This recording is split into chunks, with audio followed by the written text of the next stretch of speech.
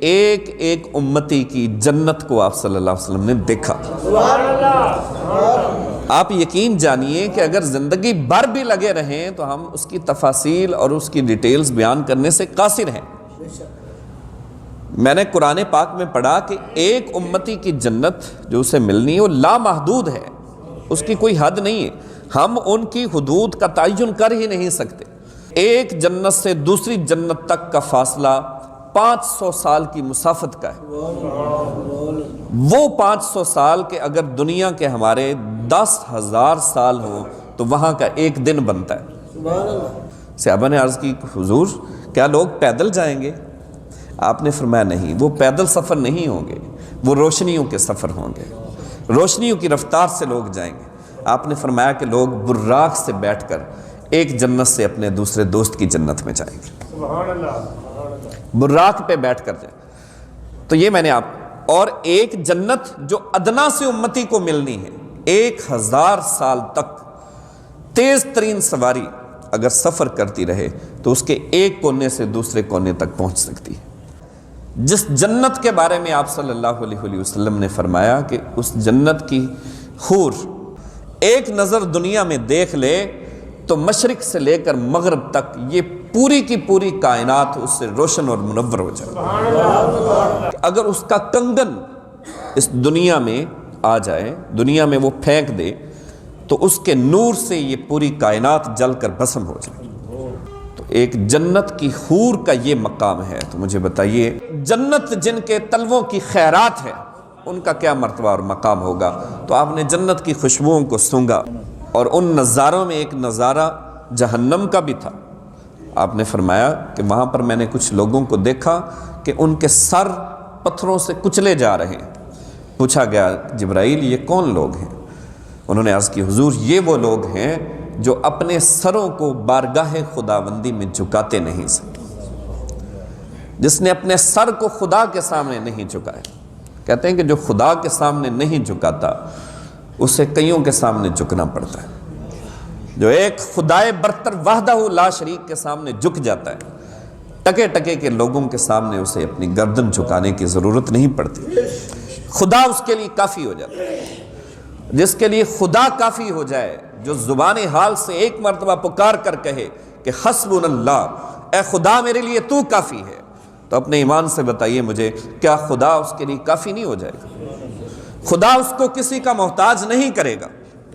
تو فرمایا صلاۃ معراج المومنین، لوگو اگر تم بھی معراج کرنا چاہتے ہو تو بارگاہ خداوندی میں اپنے سر کو جھکا لیا کرو، رب ذوالجلال تمہیں معراج عطا کر دے گا۔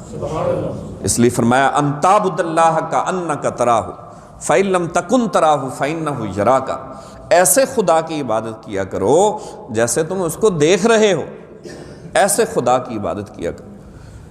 اگر ایسا نہیں کر سکتے فإنہ یراک، پھر اتنا تو خیال رکھو نا کہ وہ تمہیں دیکھ رہا۔ شق صدر کیا گیا، 4 مرتبہ آپ کی حیات مبارکہ میں شق صدر ہوا۔ اللہ تبارک و تعالیٰ کے انوار و تجلیات کے پانی کے ساتھ اس کو دھویا گیا، اور جبرائیل امین نے جب اس قلب اطہر کو نکالا تو کہنے لگے واہ کیا دل ہے، قلب سدید، واہ کیا دل ہے، کہ اس دل کی 2 آنکھیں ہیں جو دیکھتی ہیں، 2 کان رکھتا ہے جو سنتے ہیں۔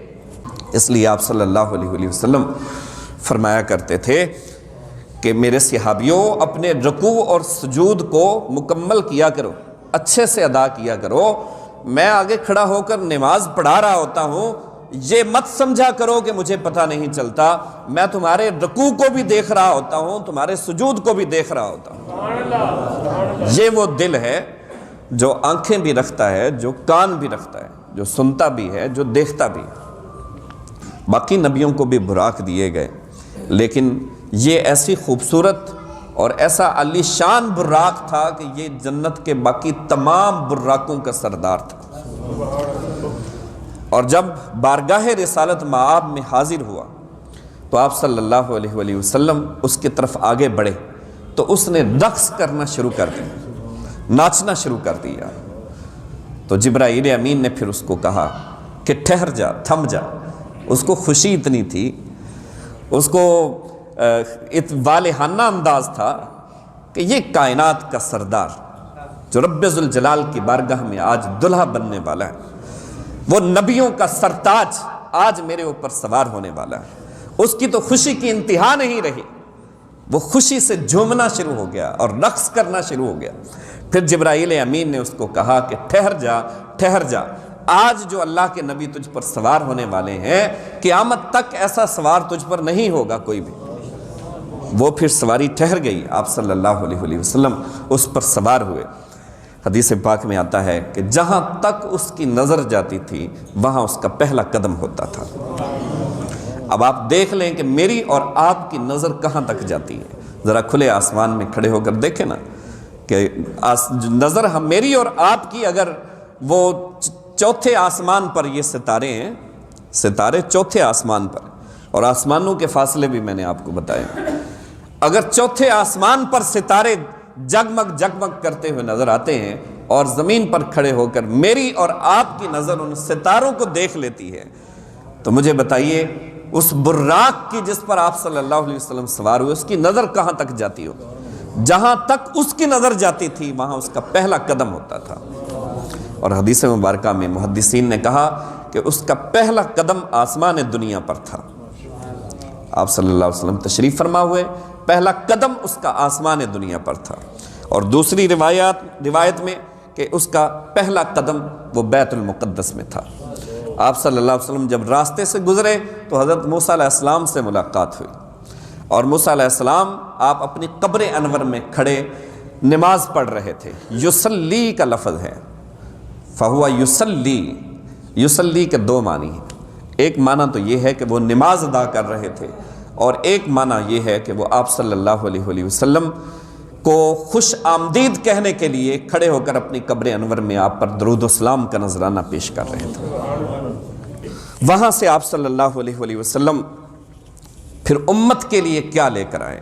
امت کے لیے جو سب سے بڑا تحفہ، وہ تو 50 نمازوں کا تحفہ لے کر آئے نا، جن میں تخفیف کر دی گئی اور بعد میں 5 رہی، لیکن وہ تخفیف نمازوں میں تخفیف تھی، ثواب میں تخفیف نہیں تھی۔ محدثین کہتے ہیں کہ ثواب میں تخفیف نہیں کرتا خدا، یہ اس کی شان کے لائق نہیں ہے، فرمایا 5 ہی لے جاؤ لیکن ثواب میں 50 کا ہی پورا عطا کروں گا۔ اور اس کے بعد سورہ بقرہ کی آخری آیات، سورہ بقرہ کی آخری آیات وہ تحفے کے طور پر عطا کی، جو یہ دوسرا تحفہ یہ بھیجا۔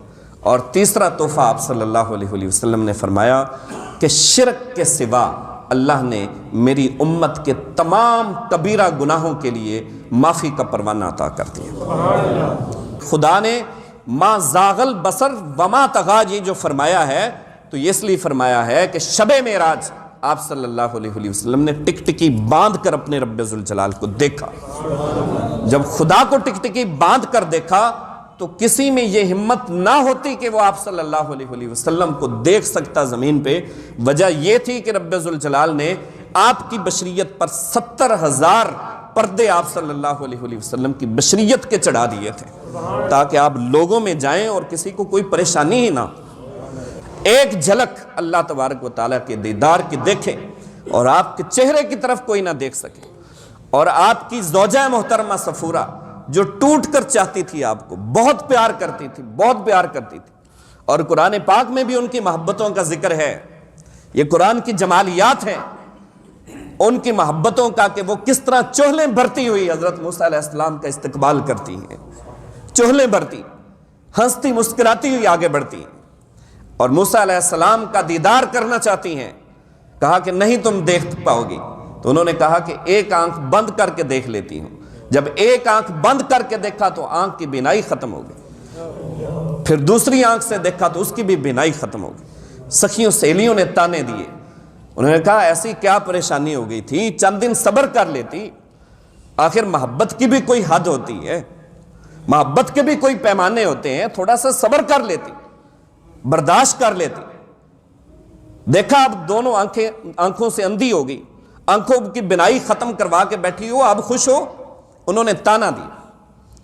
تو زوجہ موسیٰ حضرت صفورہ کہنے لگی کہ سخیوں سہیلیوں میں تمہیں کیا بتاؤں، افسوس اس بات کا نہیں ہے کہ میری آنکھوں کی بینائی ضائع ہو گئی، افسوس اس بات کا ہے کہ خدا نے مجھے آنکھیں ہی 2 دی تھی، کاش میرے پاس ہزاروں آنکھیں ہوتی، ایک ایک کر کے موسیٰ پر قربان کر دیتی۔ ایک دیدار کی جھلک دیکھی تو اس کے اثرات یہاں تک مرتب ہوتے ہیں، کوئی آپ کے چہرے کی طرف دیکھ نہیں سکتا تھا، لیکن یہاں پر یہ کیفیت ہے کہ اربوں کھربوں سال ٹک ٹکی باندھ کر اپنے رب ذوالجلال کو دیکھا، اور اس کی ایک وجہ یہ تھی کہ آپ صلی اللہ علیہ وسلم اللہ کی صفات میں سے گزر کر گئے تھے۔ ہر صفت کا رنگ حضور صلی اللہ علیہ وسلم کی شخصیت پر چڑھ چکا تھا۔ موسیٰ علیہ السلام اس لیے نہیں دیکھ سکے تھے کہ آنکھ دنیا والی تھی، اور یہاں پر جو دیکھا تو اس لیے کہ آپ خدا کی صفات میں سے گزر کر گئے تھے۔ جو عرش اس کی تجلیات کا مرکز ہے، تو وہاں سے اس کی صفات بھی شروع ہوتی ہیں، جو اس کی لاکھوں کروڑوں صفات ہیں۔ صفت رحیمیت ہے، کریمیت ہے، صفت غفاریت ہے، قہاریت ہے، جباریت ہے، صفت غنا ہے، علم ہے، بصر ہے، سمع ہے۔ ایک ایک صفت میں سے آپ گزرتے چلے جاتے ہیں، اس صفت کا رنگ حضور کی ذات پر چڑھتا چلا جاتا ہے۔ جب خدا کے رنگوں میں رنگ جاتے ہیں تو آواز آتی ہے، قف یا محمد، اے میرے حبیب یہاں پر ٹھہر جاؤ، اتنا سفر تم طے کر کے آئے ہو، اب تھوڑا آگے بڑھ کے میں آپ کا استقبال کرتا ہوں۔ ان ربک یصلی، آپ کا پروردگار آگے بڑھ کر آپ کا استقبال کرتا ہے۔ خدا نے استقبال کیا تو وہ صفات میں رنگ کر آئے تھے، اس لیے آپ صلی اللہ علیہ وسلم نے فرمایا کہ اللہ کی صفات کے ساتھ اپنے آپ کو مزین کر لو، اللہ کی صفات کے ساتھ اپنے آپ کو رنگ لو۔ اگر تم رحم کرنے والا بننا چاہتے ہو تو یا رحیم کا ورد کیا کرو نا، یا رحمان کا ورد کیا کرو، یا رؤوف کا ورد کرو۔ دیکھو کیسے طبیعت کے اندر نرمی پیدا ہوتی ہے، کیسے غصے ختم ہوتے ہیں۔ اور اگر تم یا قہار یا جبار کا ورد کرو گے تو یہ بھی ایسی صفت ہے کہ یہ بھی مار نہیں ڈالے گی، یہ بھی کوئی بندہ مر نہیں جائے گا اس سے۔ جو نفسانی خواہشات ہیں، جو شیطانی خواہشات ہیں، ان کا قتل ہو جائے گا۔ یا قہار اور یا جبار کا صفت کر۔ حضرت شیخ عبد القادر جیلانی رحمۃ اللہ تعالی علیہ کا قول فیصل سماعت فرمائے، اور بات ختم کرتا ہوں۔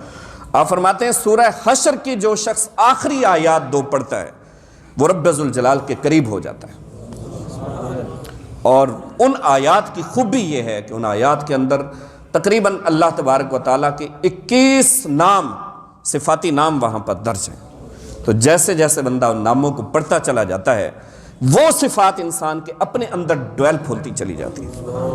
یہ ان ناموں کے اثرات ہیں۔ ہر خدائی نام اپنے اندر ایک اثر رکھتا ہے۔